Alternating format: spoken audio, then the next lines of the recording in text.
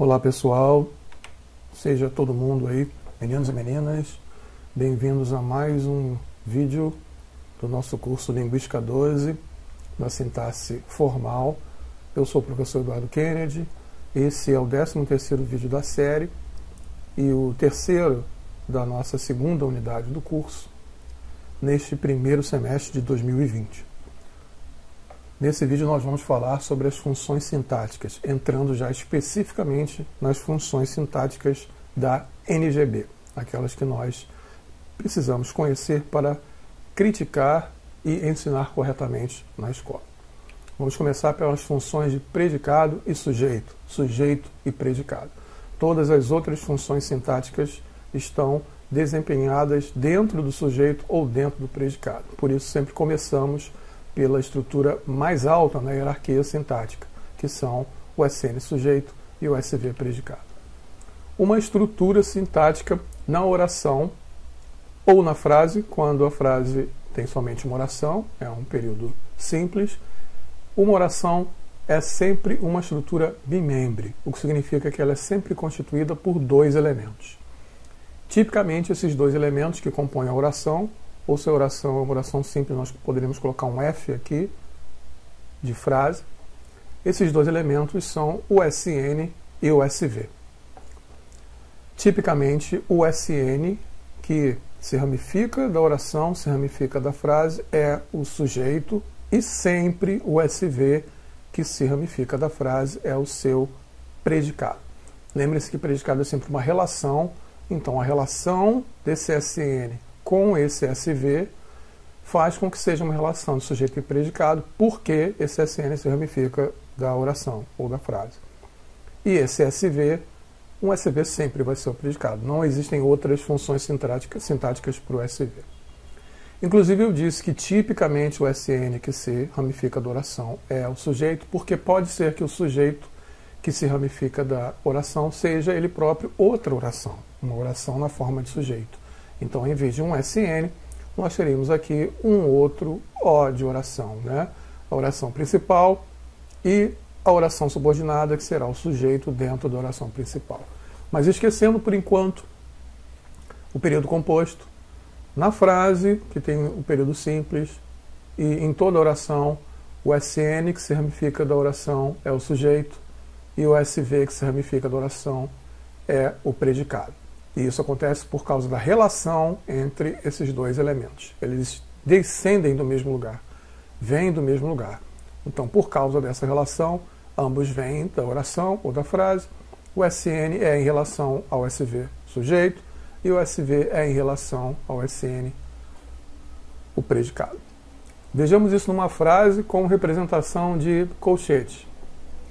Aqui nós temos então a frase: todos gostam de filmes românticos. Então nós temos aqui uma representação em colchetes de uma oração absoluta. A frase só tem uma oração. E aqui está o SN, que se ramifica da frase, barra oração. Ele vai ser o sujeito, portanto. E aqui está o SV, que também se ramifica da oração, barra frase. Então ele é o predicado. Se nós tivéssemos um período composto, nós teríamos mais de uma oração. E é exatamente o que temos aqui nessa segunda ilustração, também em colchetes etiquetados. Temos uma frase, o professor disse que a prova não está difícil, e nessa frase há duas orações. O professor disse e que a prova não está difícil. Então nós vamos ter em cada oração o SN que se ramifica como sujeito e o SV que se ramifica como predicado. Então aqui na primeira oração temos aqui esse SN que se ramifica dela, então esse é o SN sujeito. E temos esse SV que está se ramificando da primeira oração, então ele é o predicado da primeira oração. Veja que aqui nós temos então processo repetindo, a oração se abre novamente, então nós temos mais um SN, só que esse ramifica dessa oração, então ele é o sujeito dessa segunda oração, e aqui tem o SV predicado, que se ramifica dessa oração, então ele é o sujeito da segunda oração. Não é? Se nós tivéssemos 3, 4 orações, em cada uma delas teríamos um sujeito e um predicado. Se o sujeito não for oracional, se o sujeito for um sintagma, então ele vai ser o sintagma nominal, que descende da oração, e o SV sempre será o predicado. Vamos ver agora a mesma coisa, mas na representação arbórea. Temos aqui então uma oração que é a oração principal, e aqui outra oração, que é a subordinada, é encaixada. Por quê? Porque está dentro daquela. Essa daqui está dentro daquela. Então, se isso aqui fosse um organograma de uma empresa, quem está subordinado a quem? Esse daqui está subordinado àquele lá. Aquele lá está mais alto na hierarquia. A subordinação tem o nome subordinação por isso. Um constituinte está dentro do outro, está submetido a outro. Essa oração é um pedaço da oração de cima. A oração de cima contém a oração de baixo. E o processo de identificação da função sintática dos primeiros sintagmas que se ramificam da oração é o mesmo. Temos aqui um SN se ramificando da oração, ele é, portanto, sujeito. Temos aqui o SV se ramificando da oração, ele é, portanto, predicado. E dentro dessa segunda oração temos o mesmo processo. O SN, que se ramifica e é sujeito, e o SV, que se ramifica e é predicado. Mais uma vez, se eu tiver dentro do sintagma verbal outro SN, ele não será sujeito, porque o SN só é sujeito porque está relacionado ao SV, e não alguma coisa dentro do SV. Mesma coisa na oração principal. Esse SN é sujeito porque ele vem da oração e desempenha essa função em relação ao sintagma que é o seu irmão, digamos assim, está lado a lado, né? Ele é o sujeito desse predicado e, inversamente, esse predicado é predicado daquele sujeito. O sujeito na NGB possui várias subclassificações. Algumas delas são de realmente interesse sintático, como a diferença entre sujeito simples ou sujeito composto. O simples é aquele que contém apenas um SN como sujeito, apenas um SN ramificado da oração, como acontece na primeira frase, o Brasil já foi campeão mundial de futebol. Na segunda frase, vocês vão ver que há mais de um SN, há 3 SNs, Brasil, Argentina e Uruguai. Os 3 estão coordenados entre si e os 3 ocupam justamente a função de ramificação direto da oração, direto da frase. Portanto, são sujeitos coordenados. Se trata então de sujeito composto, porque tem mais de um. Não confundam com oração composta, com período composto. Aqui nós temos só um verbo. Então, o período é simples. O que é composto, porque tem mais de um, é o sujeito que se ramifica da frase. Da mesma maneira, se o sujeito for plural, mas for só um SN, então é sujeito simples, não é sujeito composto. Vários países foram campeões, então vários países é o sujeito. Né? Vários países é o sujeito simples, apesar de ser plural. Não é ser plural que faz ser composto, é ter mais de um SN que faz ser composto. Mas, além disso, a NGB também faz uma distinção dos tipos de sujeitos que não é uma distinção sintática. É uma distinção pragmática ou semântica. Mais um problema da NGB. Que classificação é essa? A distinção entre sujeito oculto, indeterminado ou inexistente. Do ponto de vista sintático, não há nenhuma diferença entre os 3. Os 3 são exatamente o que estão aqui na sequência A, B e C, que equivale justamente a A, oculto, B, indeterminado e C, inexistente. Todos eles, do ponto de vista sintático, são a mesma coisa, são sujeitos nulos. Por quê? Porque não há nenhuma categoria preenchendo a posição do SN. O SN é um conjunto vazio, um sintagma vazio. Por isso, todos eles são simplesmente sujeitos nulos para a análise sintática. Para a semântica é que cada um dos 3 se distingue, para a semântica e para a pragmática. Qual é a diferença, então, semântico-pragmática de cada um deles? Né? Que não interessa para a sintaxe, mas nós estamos falando aqui porque esse curso está mostrando, inclusive, os erros da NGB. É que no primeiro caso, eu terei sujeito oculto quando eu puder identificar e quiser identificar o sujeito respectivo do verbo. A pessoa gramatical, o pronome gramatical específico dele. Então, cheguei a terceira pessoa, é a primeira pessoa do singular. Eu posso recuperar isso facilmente, poderia inclusive substituir o pronome nulo por um pronome explícito, né, como eu cheguei cedo. Então, eu teria simplesmente um sujeito oculto, o sujeito nulo. Oculto é aquele que é identificável semanticamente. A princípio, essa oração poderia ser classificada do mesmo jeito, como sujeito oculto. Mas a gramática normativa indica uma especialização desse uso, que inclusive é real, do ponto de vista pragmático, que é quando nós não podemos ou não queremos identificar quem é o agente da ação, não o sujeito, porque o sujeito é nulo, né? Mas qual é o agente da ação, então nós interpretamos que esse agente é indeterminado. E aí, como o agente não é uma categoria da sintaxe, é uma categoria da semântica, isso nem deveria estar em discussão, mas infelizmente está por causa da tradição da NGB. Então, quando o sujeito agente não pode ou não queremos identificá-lo, ele é interpretado como indeterminado. E isso é especializado na terceira do plural. Qualquer outra forma não será indeterminado, né? Cheguei, chegou, chegava, não são terceira do plural, então não são indeterminados, são ocultos. A terceira do plural, especificamente, é que é indeterminado.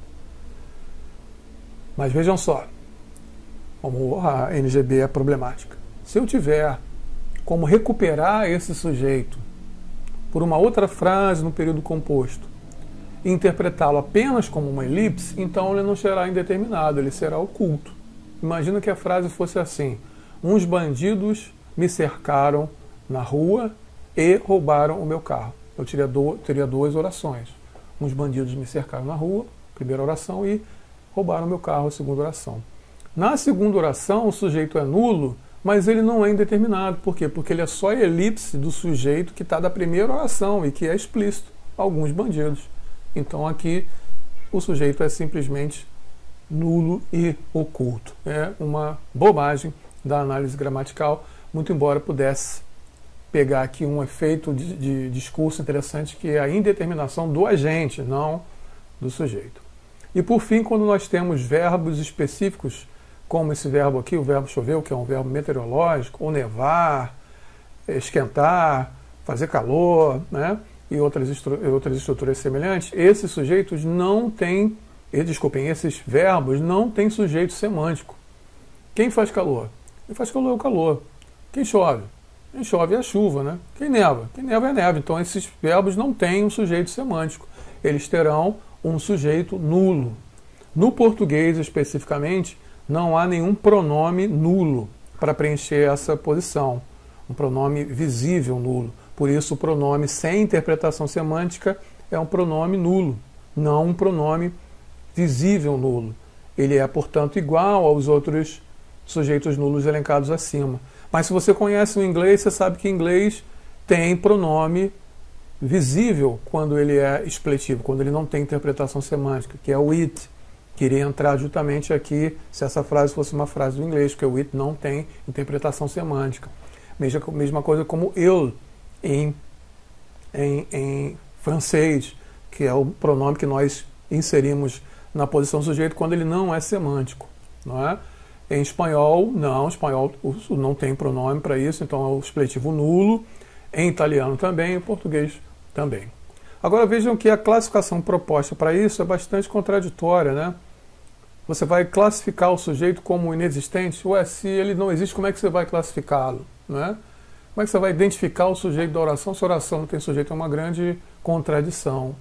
A grande questão é que tem sujeito, ele é um sujeito nulo, mas ele não tem interpretação semântica por causa da natureza do verbo. Essa é a análise linguisticamente correta, que infelizmente escapou à NGB e escapa à gramática tradicional.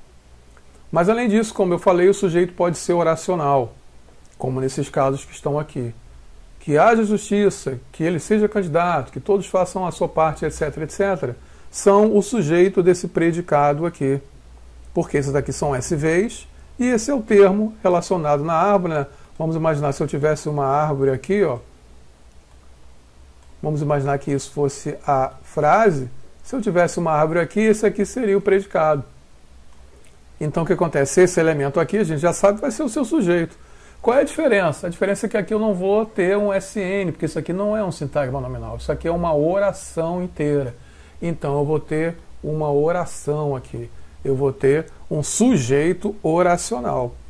Ou, como infelizmente chama a NGB, uma oração subordinada, substantiva, subjetiva. E no caso aqui, desenvolvida, porque veja que o verbo está flexionado, o verbo não está no numa forma nominal, infinitivo, particípio ou gerúndio, ele está conjugado, então ele é desenvolvido. Mas nós poderíamos aprender e ensinar isso de uma maneira muito mais simples, como a que eu estou mostrando agora para vocês. E esse sujeito não é um SN, ele é uma oração, ele é O, mas a função dele é a mesma. Por quê? Porque vejam só, a função dele é isso daqui, ó. Ele é um elemento relacionado ao SV, que é o predicado da frase. Então não interessa se ele é SN ou se ele é O. Nos dois casos ele é sujeito. A única diferença é que quando ele é um SN, ele é um sujeito de um sintagma, um sujeito simples, né, sem estrutura complexa, e quando ele é O, ele é um sujeito complexo, com estrutura complexa, ele é um sujeito oracional. Mas não podia ser esse, sujeito oracional, e não oração subordinada, substantiva, subjetiva, desenvolvida, como apregoa a NGB. E o predicado? O predicado também tem subclassificações, e isso depende de quem é o predicador dentro do predicado. Quando o predicador é um verbo, então o predicado é considerado verbal. Ah, você não sabe o que é predicador? Qual é a diferença entre predicador e predicado? Vai lá ouvir o podcast. É complemento ou adjunto? Porque é lá que nós vamos falar de predicação e é lá que nós vamos ver quais são os predicadores. Nem todos os predicadores são verbais, embora o predicador por excelência é um predicador verbal. Então aqui nós temos 4 frases e em todas elas o predicador é verbal. Estudaram é o predicador que faz a relação entre esse sujeito e o predicado. Então se trata de um predicado verbal, o predicador é um verbo. A mesma coisa em precisam, que faz a relação entre o sujeito e o predicado, e esse predicador é verbal. Aqui a mesma coisa, sorrir, que faz a predicação para o sujeito e é um verbo. E a mesma coisa aqui em foi desclassificado, muito embora aqui nós tenhamos uma locução. Na locução verbal, nós temos um verbo auxiliar, que aqui no caso é o verbo ser, flexionado, e temos um verbo principal, que no caso aqui é o verbo desclassificar, flexionado também. Então o que acontece? Não se trata de período composto. Às vezes a gente fala assim, período composto quando tem mais de um verbo. Não é quando tem mais de um verbo, é quando tem mais de um sintagma verbal. Aqui é o sintagma verbal só, então o período é simples. A única diferença é que aqui nós temos uma locução verbal, com um verbo auxiliar e um verbo principal. E aqui o verbo auxiliar, como o nome está dizendo, não é predicador, ele só auxilia, e o verbo principal é o predicador, então nós temos um predicado verbal.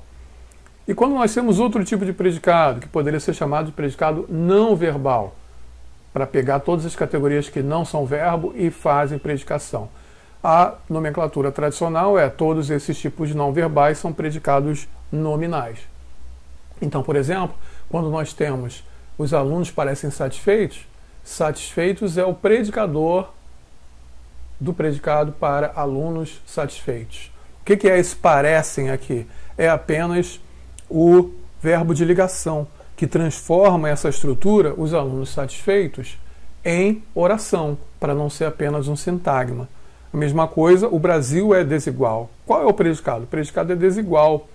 Esse é aqui é apenas o verbo de ligação, o que vai então dar a expressão de oração ao sintagma. E em o livro está sobre a mesa.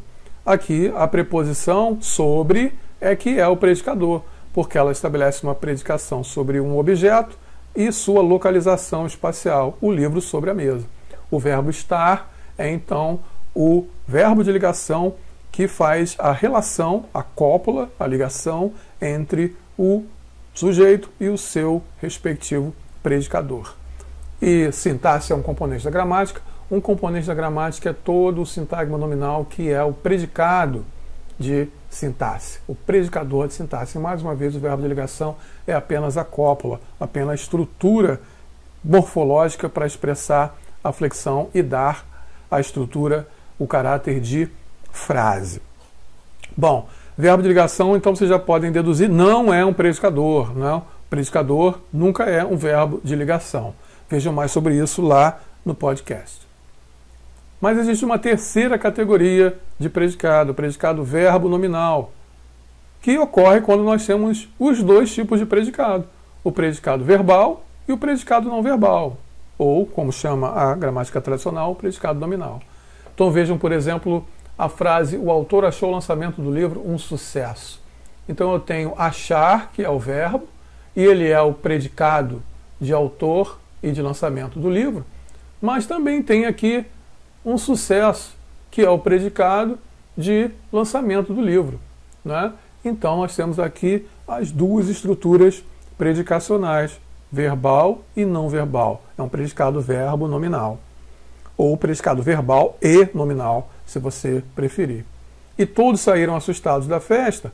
De novo, nós temos aqui saíram, que é o predicador para todos e para da festa, e aqui nós temos assustados, que é o predicador para a relação de como se saiu da festa, né? Todos assustados da festa, então eu tenho aqui assustados como um predicativo, um predicador relacionado a todos. Então eu tenho de novo um predicado verbo nominal.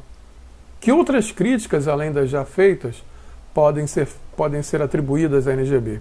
A primeira é que a classificação dos predicados poderia ser mais simples. Eu poderia ter o predicado verbal e o predicado não verbal. Então todos esses casos aqui, olha, são predicados não verbais, mas as categorias que fazem a predicação são diferentes. Aqui é um adjetivo, aqui também é um adjetivo, mas aqui é uma preposição. E aqui é um sintagma nominal inteiro que faz a predicação. Então, não é correto chamar todos eles de nominal. Nem todos são nome. Uns são adjetivos, outros são preposição e outros são sintagmas nominais. Então, o mais correto seria predicado não verbal. E além disso, por que falar predicado verbal e não verbal? Por que não dizer que o predicado é misto e simplesmente dizer que, sendo misto, ele tem mais de um tipo, verbal e não verbal simultaneamente?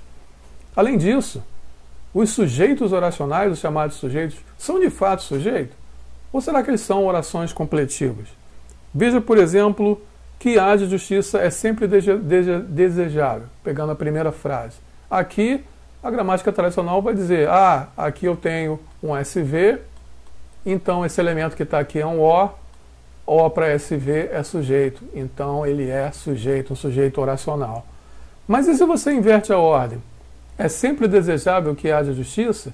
Será que nós temos a mesma estrutura, só que o SV está antes do SN? Ou será que esse sintagma aqui, essa oração aqui, é complemento desse núcleo aqui, do núcleo desejável, não é? Que é um adjetivo? Será que esse elemento aqui é complemento do adjetivo? Ou será que ele é sujeito da frase inteira? Isso não é muito claro para a gramática tradicional. Eu, particularmente, sou daqueles que admite que sim, ele é uma oração completiva, porque o sujeito é um sujeito nulo. Se vocês traduzirem essa frase para o francês ou para o inglês, que são línguas que têm o expletivo pronominal, vocês vão ver que aqui vai entrar um pronome expletivo. O sujeito será um sujeito nulo, e esse elemento aqui será complemento, né? Nós teremos uma oração que vai ser complemento do adjetivo. E o sujeito desse SV aqui será esse SN, que é nulo, como caracterizado aqui embaixo. Portanto, as orações oracionais subjetivas provavelmente são uma ilusão da gramática tradicional. Saiba mais sobre isso estudando as páginas 62 a 70 do nosso livro texto. Por enquanto é só. Bons estudos!